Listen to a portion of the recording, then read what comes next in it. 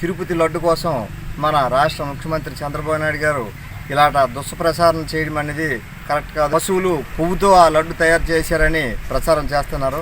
మరి అతను కంపెనీ అయినటువంటి హెరిటేజ్ నెయ్యిని వాడకపోయినంత మాత్రాన లడ్డులో మరి కొవ్వు కలిపినట్టు అనుకోని చంద్రబాబు నాయుడు అతను విజ్ఞతకే వదిలేస్తున్నాము.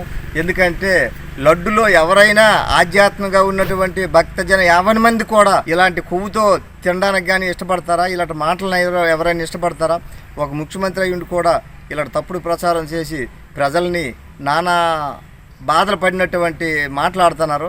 మరి అతను తెలుసుకొని ఆ తిరుపతి వెంకన్న దగ్గరికి వెళ్ళి నేను తప్పు చేశాను ఆయన, నేను నోరు జారిపన్నాం, నిజంగా మంచి నెయ్యితోనే ఈ ప్రసాదం చేశారు, ఇది మహాప్రసాదం, ఇది అందరికీ అందింది కాబట్టి నేను తప్పుడు మాట్లాడాను, నన్ను క్షమించు, నేను ఎప్పుడు నా జీవితంలో మాట్లాడనని ఆ వెంకన్న కోరుకుంటే మేమందరం కూడా సంతోషిస్తామని ప్రజా తరపున కోరుకుంటున్నాను.